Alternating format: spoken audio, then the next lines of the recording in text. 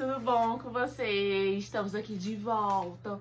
Só que nesse momento, assim, um pouquinho diferente, né? Que nossa aula vai ser gravada para não prejudicar o andamento do conteúdo de vocês do livro. E é um conteúdo muito tranquilo esse, tendo em vista que faz parte da realidade de vocês, né? É o que a gente vive no cotidiano, não é algo de outro mundo. Hoje nós vamos falar sobre a questão da Revolução 4.0.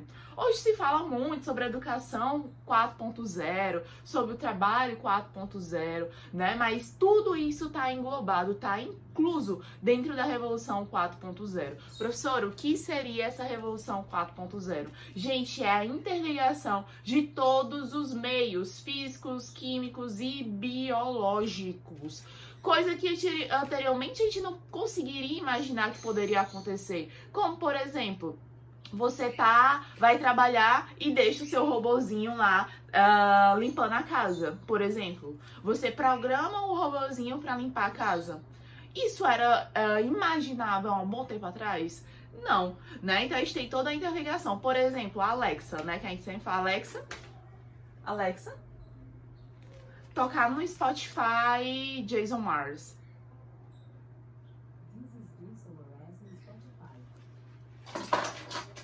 E ela fala, né, gente? Ó. E ela vai tocar. Então, assim, Alexa,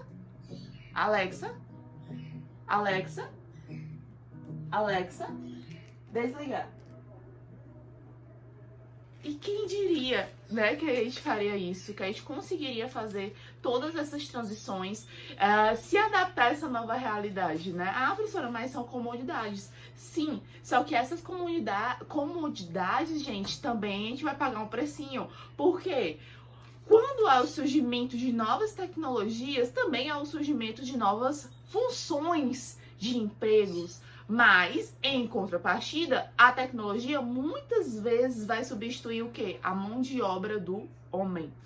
E isso vai fazer com que, em contrapartida, nós vamos ter a extinção de alguns cargos, algumas funções de trabalho, né? Então a gente vai ter aí esses contrapontos. Mas dentro da Revolução 4.0 também há uma preocupação, uma discussão sobre como substituir ou fazer esse processo, né, da substituição total da mão de obra humana para a mão de obra informatizada, né, robotizada. Então é interessante porque também há essa ampla discussão. Por quê, professora? Porque, gente, se eu tenho o desemprego, eu vou conseguir gerar lucro para aquela região? Eu vou conseguir gerar rendimentos para o país?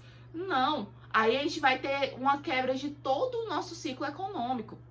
E isso é um problema, né? Então, é interessante lembrar que que todos os empregos eles são válidos porque eles auxiliam a gerar renda, impostos para aquela economia, né? Por isso que é tão importante a gente ficar atento a esses detalhes.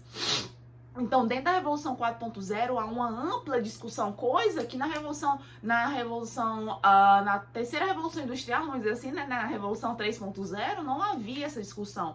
O que era o importante, o principal?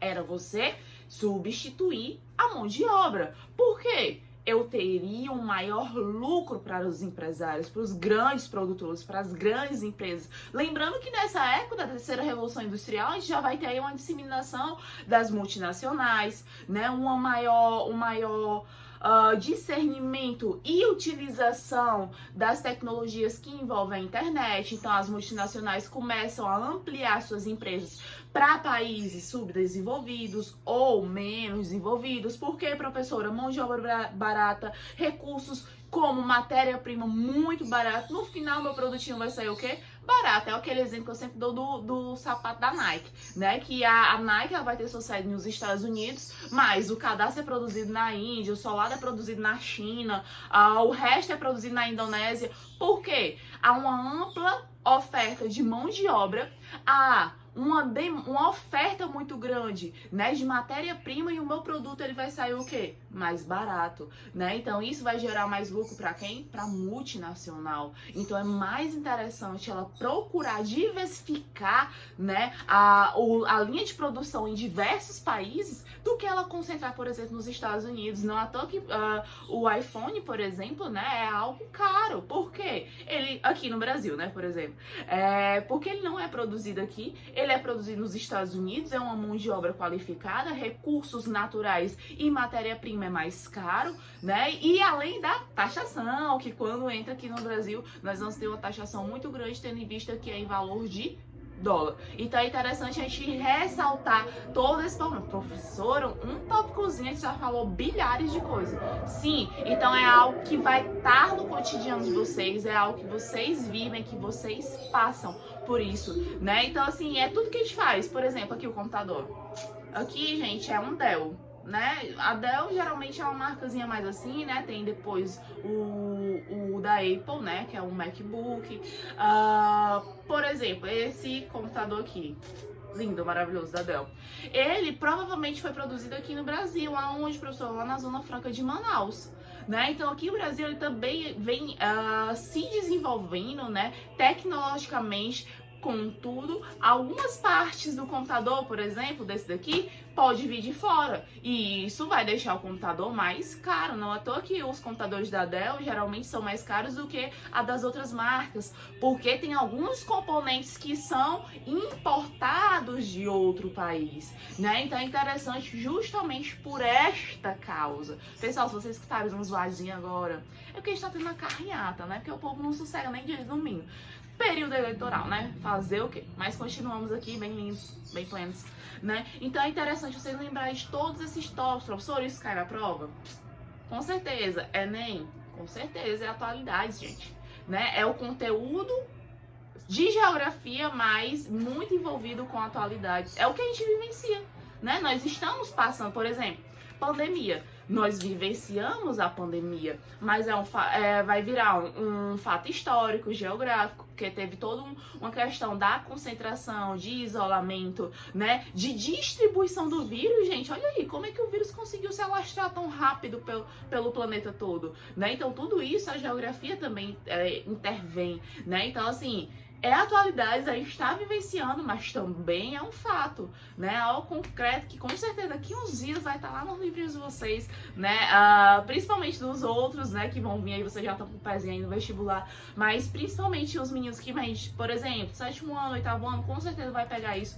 Posteriormente isso vai virar um fato, né? Então, voltando aqui, né? Então é interessante que na Revolução 4.0 a gente vai ter uma nova forma, não só de pensar, mas de produzir, de agir, de modificar o nosso comportamento.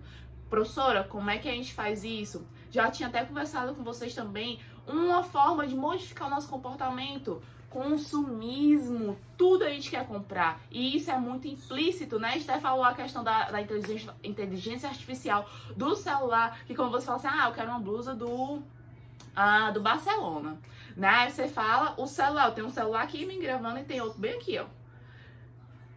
Muito provavelmente eles estão escutando e daqui a pouco, quando eu for acessar, eles vão me mostrar, né? Vão me ofertar uma propaganda com uma blusa do Barcelona, né? Então é interessante por conta disso, porque a gente tem uma inteligência artificial. A Alexa tá aqui atrás de mim, ela tá me escutando. Não, eu falei assim, Alexa, é que talvez ela não atenda, mas ela vai, né, vai estar atenta a todos os ruídos, porque ela precisa me atender na hora que eu chamar, né? Então isso também é uma forma de mudar nosso comportamento. Da onde, gente, que eu ia imaginar que eu tava aqui deitada, ó, plena, gente, tem coisa melhor você deitar, né, com a luz acesa, não precisar depois levantar para desligar a luz. Então você fala assim, Alexa, desligar a luz. Ela vai lá e desliga a luz. Então assim, são facilidades que vão modificar não só a linha de produção, mas todo o nosso comportamento, toda a nossa forma de pensar e agir, né? E até mesmo de se relacionar, né? O que é o WhatsApp? O WhatsApp, ele é uma ferramenta que foi criada para unir, né, para facilitar a comunicação, mas muitas vezes acaba se tornando uma barreira né? Quantas vezes você vai para um restaurante, tá toda a família, por exemplo, pai, mãe, os filhos, mas todo mundo no celular, né? Não tem mais aquela comunicação interpessoal, presencial, é tudo online, né? Tudo nas plataformas. Então é interessante a gente lembrar disso. Nessa parte nós vamos também falar sobre a questão do trabalho justo e do trabalho decente, que é muito discutido durante a revolução, essa revolução que a gente vem passando, a revolução 4.0. Por quê, professor? Porque não adianta eu estar substituindo as mãos de obra e sem ter onde colocar. É igual os fatos históricos, né? Quando houve a abolição da mão escrava. Sim, o que é que eles iriam fazer depois? Eu estava resolvendo um problema e estava criando um outro problema, né? Então é interessante você pensar toda a conjuntura, mas não só uma ação momentânea, mas o que aquela ação ela vai poder causar futuramente. Continuando, pessoal, é interessante que a gente vai lembrando, né, fazendo aí uma recapitulação dos 4 momentos que nós vamos ter fundamentais para a nossa indústria, né, para o nosso desenvolvimento industrial. A primeira é aí a questão das máquinas, né, que é a primeira revolução industrial lá no século XVIII, a criação das máquinas movidas a vapor, que aí a gente vai ter a substituição da mão de obra manufaturada, né, que é uma mão de obra que o produto é feito todo de forma manual, por um maquinário. Professora, eram maquinários extremamente desenvolvidos? Não, mas já auxiliava e agilizava toda a produção, né? Interessante por conta disso. Já na segunda revolução industrial, nós vamos ter máquinas que são ligadas à eletricidade, né? Já umas maquinazinhas já mais potentes, que nós vamos ter nesse período a implantação dos modos de produção de trabalho, que nós falamos há um tempinho atrás, Fordismo, Taylorismo, né? Que é as linhas de trabalho, cada profissional, cada trabalhador vai ter a sua função.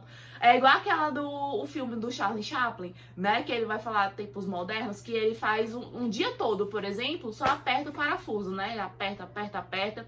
No outro ele só bate o martelo, só bate o martelo. Então, assim, era uma mão de obra especializada, né? Que cada trabalhador só sabia aquela função. Ele não sabia qual era o resultado final, por exemplo, lá no final da linha de produção. Ele não sabia qual era o produto que ia ser resultante, né? Então, a gente tem também essas diferenciações. Já na terceira revolução industrial, esse cenário é diferente, né? Todos os trabalhadores, eles precisam se comunicar e conhecer toda a linha de produção. E também nós vamos ter o que é a introdução de modos e novas tecnologias, como a implementação da internet. Professor, mas a internet é da 4.0. Não, mas na terceira revolução industrial nós também temos a implementação da internet e da robotização.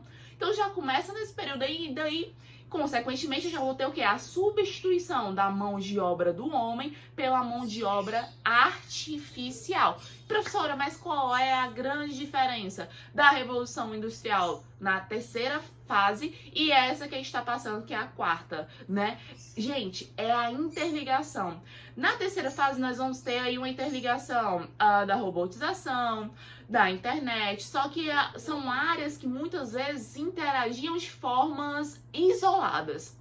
Hoje não, elas são todas interligadas, né? Nós vamos ter tanto a parte física, química e biológica, não à toa que hoje se fala muito em biogenética, biotecnologia, que é tecnologia voltada para melhorar as condições de vida de nós seres humanos, né? Então a gente vai ter essa diferenciação. E houve o que nessa quarta revolução industrial, que é a que a gente vivencia? A criação de um espaço cibernético, né? Os cyberespaços. O que é o cyberespaço? É aquele espaço onde, por exemplo, o Spotify da vida, o OneDrive, né? O Dropbox, o que mais? As nuvens, né? Hoje em dia a gente não anda mais com pendrive, a gente tem tudo armazenado no celular, as músicas ficam no Spotify. Não quero mais essa playlist, tiro lá, né? Não precisa estar apagando um por um como era antigamente, não, só tiro lá, cancelar, remover, pronto, acabou-se, acabou o problema. Então, assim, todo hoje é interligado. Por exemplo, vai fazer um exame de sangue, né? Antes tinha que esperar 5 dias para pegar o resultado. Hoje não, com até mesmo 12 horas, às vezes menos, você consegue ver pela internet, você consegue ver o resultado pela internet, né? Então a gente vai ter essa interligação. A nanotecnologia, implementação, por exemplo, de chips, né? Que tem chips que diz que retardam o envelhecimento, tem chips anticoncepcionais que vão liberando doses, né, homeopáticas durante todos os dias para evitar que as mulheres engravidem. Então, tudo isso nós vamos chamar de biotecnologia, que é justamente um dos grandes marcos da Revolução Industrial, essa que nós estamos vivendo, que é a Revolução 4.0, né? Então, é interessante vocês também lembrarem disso e lembrarem de todas as etapas, pessoal. A gente falou, querendo ou não, de todas as etapas das revoluções industriais, né? Desde da máquina movida a vapor até hoje as máquinas que são menores e mais potentes, mais ágeis, que são comandadas com comando de voz de longe. Por exemplo, vou dar um exemplo bem prático, que é uma área de estudo meu, né? Durante o mestrado eu fui estudar as eólicas aqui do litoral do Ceará e descobri que elas ficam se movimentando. Eu tenho certeza que vocês já viram algumas paradas, né? Tipo assim, elas não estão rodando. E eu imaginava o quê? Não, deve ser um vento muito forte, elas desligam lá, vai algum técnico, vai lá, desliga para não danificar a torre. Não é assim, gente, tipo assim. Mas não é assim.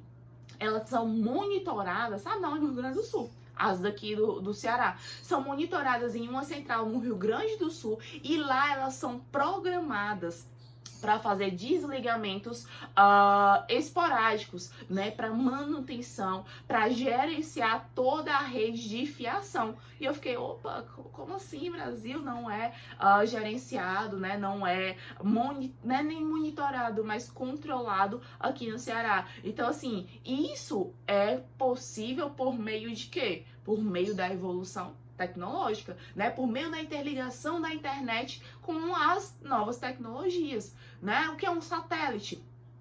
O que é o Google Earth, por exemplo, né? Ele vai lançar fotos, imagens de satélites remotas, né? Então você consegue ver imagens de alta resolução, você consegue no Google Maps ver a casa exatamente, pintura, tudo bem direitinho, até pessoas, né? Você consegue ver. Então, assim, o que é isso, gente? Tudo isso é a interligação. E vocês devem saber, né, que isso evolui em passos largos, de uma forma muito rápida, muito ágil. Então é interessante também lembrar desse detalhezinho.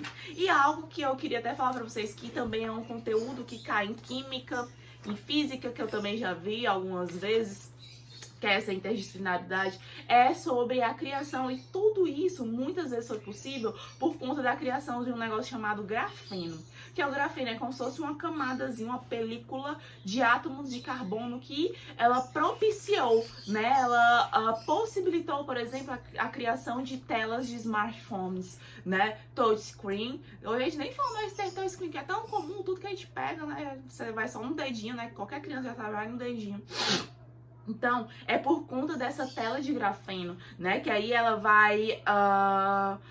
ela é um fio, né? Um material extremamente condutor, tem uma alta resistência, uma alta capacidade e ela é amplamente utilizada. Gente, ela é menor, a partículazinha ela é menor do que a espessura de um fio de cabelo. Gente, menor que uma espessura de fio de cabelo. Então, olha a tecnologia, né? Olha a abrangência, olha quantas, né? Da onde que eu ia imaginar que isso iria acontecer. Então, assim, são alguns produtos, né? Alguns materiais que vão modificando e agilizando todos esses processos de desenvolvimento da tecnologia. No livro de vocês vai ter lá na página 202, 203, uma espécie de infográfico que ele vai espacializar como é o modo de produção hoje dentro de uma empresa.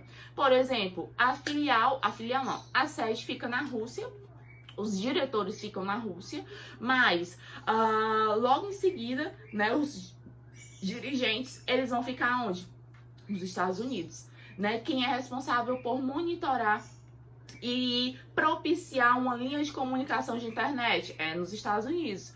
Quem é o call center? O call center vai ser lá na Índia, né? Então, os modos de produção... Ah, professora, então não é só numa empresa de calçados, de roupa, não, gente. Em todas as multinacionais, principalmente aquelas de tecnologia, o que foi agora durante a pandemia? Todo mundo trabalhando em home office. Tem muitas empresas que viram que deu certo e vai continuar eternamente em home office. E, esporadicamente, o trabalhador ele vai lá na empresa, porque isso diminuiu gastos para a empresa, não está consumindo energia, o trabalhador não está se alimentando lá e está desenvolvendo o mesmo trabalho, só que de casa, né? Então, assim, esse período da pandemia, ele foi muito importante, né, para as empresas, justamente testar algo que já era previsto para cerca de 10, 20 anos para frente, né? E eles viram que deu certo. Por exemplo, aqui nas escolas, o ensino remoto, o ensino EAD, né, era algo que já se pensava, já se era muito discutido. Contudo, esse ano ele teve que ser implementado de uma forma muito brusca, né? Os professores tiveram que se adaptar muito rápido, as escolas, e foi um teste que, assim, né, todos os professores têm um pensamento muito parecido, que o EAD, o ensino remoto, ele veio para ficar, né? Então, assim, durante a pandemia houve várias modificações do nosso comportamento, da nossa sociedade e das formas que o trabalho, né, a divisão do trabalho, ela se deu, né? Porque você imaginava assim, eu quero marcar uma consulta, não, mas vai ser uma consulta pela internet, né? Um atendimento vai ser pela internet, vai ser uma videoconsulta. Da onde, gente?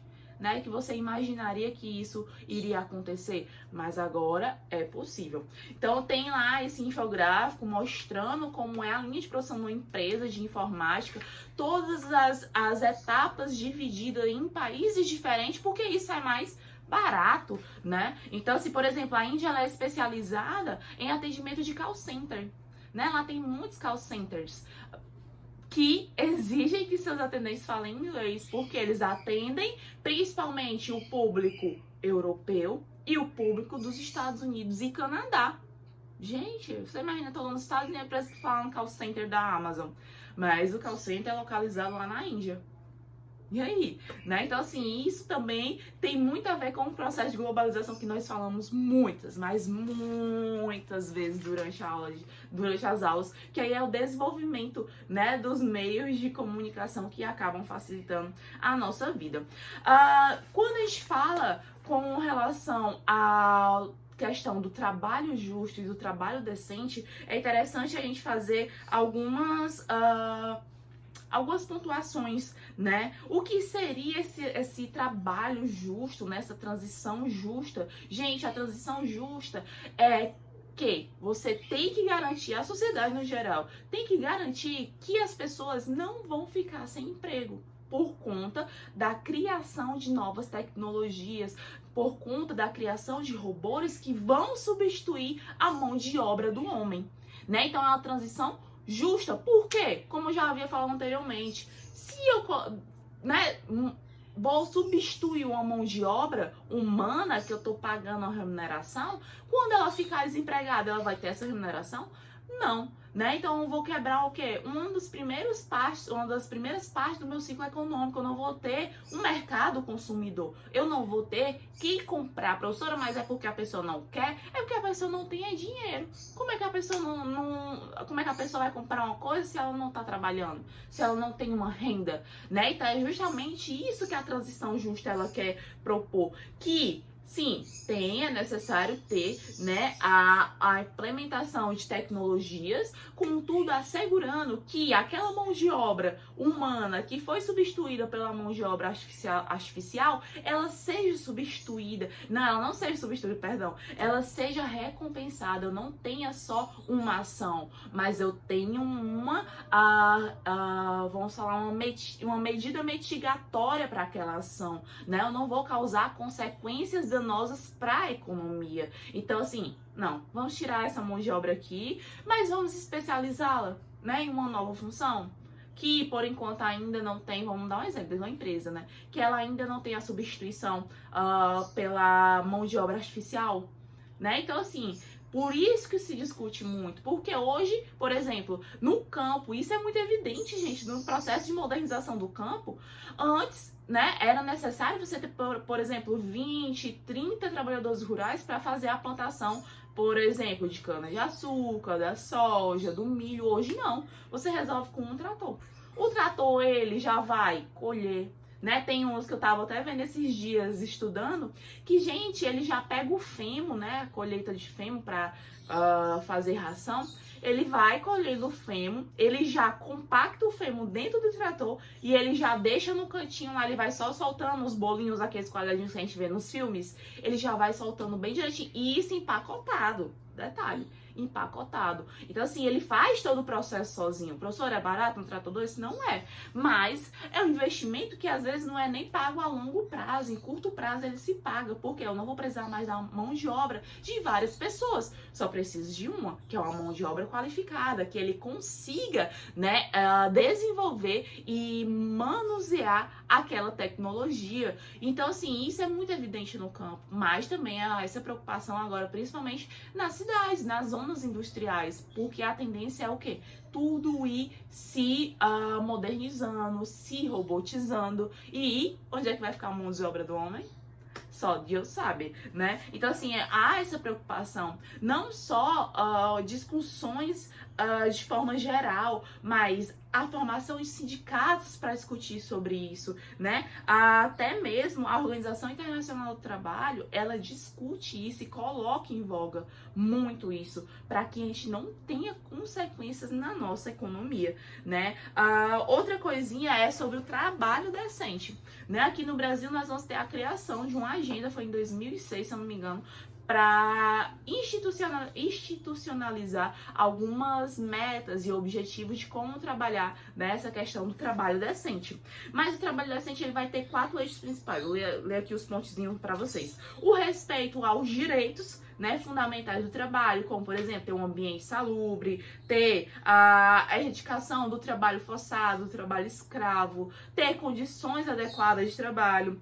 A outra, promoção de um emprego, né, com uma possibilidade de acessão, de equidade e de qualidade, né, ampliação da proteção social, né? Não só a questão do trabalhador estar lá dentro da empresa, mas tipo dar um plano de saúde, dar um vale alimentação, né? Então entra nessa parte. E o fortalecimento do diálogo, né? Muitas vezes se diz que tudo se resolve no diálogo. Sim, geralmente sim, dependendo, né? Se a pessoa for compassível, se ela for cordial, a gente consegue resolver boa parte dos nossos problemas por meio do diálogo. Então o trabalho decente, ele vai justamente colocar esses pontos, né? O que seria o trabalho decente? E é que acabei aqui, ó, desempregando uma pessoa, porque houve a substituição pela mão de obra robotizada, né? Por um robozinho. Professora, surgiu uma vaga, mas no ambiente insalubre, não vou ter refeição. A remuneração, né? Que é o valor que você paga pelo trabalho, pela atividade desenvolvida do trabalhador, não é bacana. Então é isso a luta do trabalho decente, né? É que não haja em suma, que não haja uma precarização do trabalho humano. Por quê? Muitas empresas devem pensar assim, não, eu tenho um robô, posso, né, substituir por um robô, então eu vou pagar qualquer coisa, eu vou fazer de qualquer forma, o ambiente não precisa ser limpo, não precisa de uma ventilação, ele não precisa de um plano de saúde, por quê? A qualquer momento isso é mais barato eu substituir por um robô. Né? Então há muito essa preocupação também. Aqui no Brasil, gente, só dá uma olhadinha, em 2006 foi criado justamente uma Agenda Nacional do Trabalho Decente, né? Que aí ele vai ter 3 prioridades, vou dizer aqui para vocês. A geração de mais e melhores empregos, justamente para combater os subempregos. A erradicação do trabalho escravo e do trabalho infantil, lembrando que o trabalho infantil aqui no Brasil e trabalho escravo são crimes. O trabalho infantil, professora, eu vejo adolescentes trabalhando em trabalho infantil, desde que seja de forma como jovem aprendiz ou menor aprendiz, ela é legalizada. Só que tem todos uns pré-requisitos, por exemplo, não pode trabalhar de noite, não pode trabalhar em locais onde tenha objetos ou situações que possam colocar a saúde do adolescente ou a vida em risco, né? Então tem vários pormenorizinhos, tem vários pré-requisitos, né, que o adolescente, o menor aprendiz, ele tem que seguir para aquele emprego ele não ser considerado um crime. Professor, mas tem trabalho escravo aqui? Gente, tem muito trabalho análogo ao escravo, né? Principalmente em regiões rurais, né? Em plantações, os boias frias, geralmente eles são iludidos, né, pelos atravessadores, que lhe prometem condições, casa, moradia, uma boa remuneração, mas quando chega lá no ambiente é totalmente diferente. E o último, fortalecimento de atores e do diálogo em busca de governabilidade democrática, né? Aí é o surgimento até dos sindicatos, né, que auxiliam os trabalhadores a entenderem, a se posicionarem, a criarem uma opinião e saberem dos seus direitos.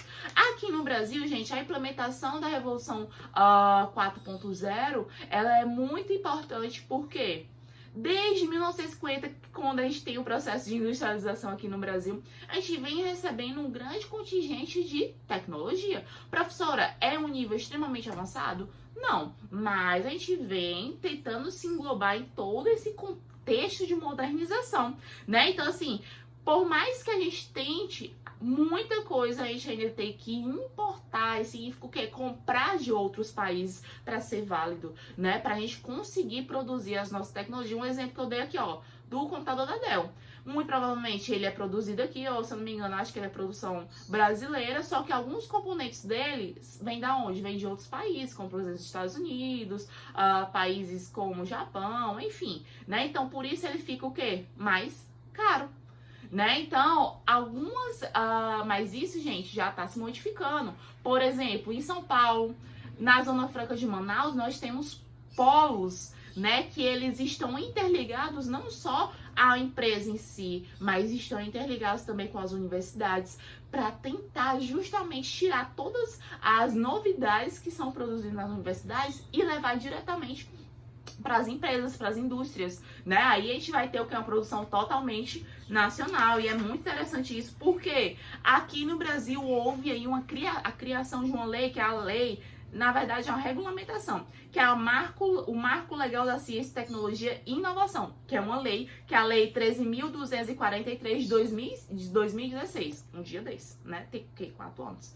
Que criou, onde instituiu o quê? Que as empresas, tanto públicas quanto privadas, elas deviam fazer interligações com as universidades, privadas ou públicas. Porque, gente, vocês sabem que muito da nossa tecnologia, muito do nosso conhecimento é produzido nas universidades. Só que vem outro país e leva, patentia e leva. E não acaba ficando aqui no Brasil. Então, com a criação dessa lei, institucionalizou e deveria ter mais o quê? Investimentos nessa área, que infelizmente o investimento em pesquisas científicas para o desenvolvimento tecnológico aqui no Brasil, gente, não é só desse governo. São vários governos, sempre foi assim. Não, é porque é fulano de tal. Não, sempre foi assim. Nunca houve muito investimento, né? Assim, vai ser prioridade porque aqui, igual no Japão, por exemplo, depois da Segunda Guerra Mundial, foi uma prioridade o desenvolvimento da educação, principalmente dos meios tecnológicos. Não à toa que o Japão hoje é o quê? Uma grande potência. Mas, professor, é um investimento a curto prazo? Não, é a longuíssimo prazo. A longo prazo, né? Então não é interessante. Então a gente não tem esse investimento, apesar de ter a criação dessa lei que institui nessa interligação entre as empresas privadas, públicas com as universidades privadas e particulares. Então, pessoal, a gente finaliza por aqui. Próximo conteúdo nós vamos falar sobre geopolítica, né? O que seria a geopolítica, qual é a conjuntura dela. Vamos passar assim, fazer uns exercícios, vamos fazer alguns exercícios do Enem, tanto desse conteúdo da Revolução 4.0 quanto da geopolítica, para vocês saírem, ó, com relação a esse conteúdo. Então, pessoal, um beijão e até...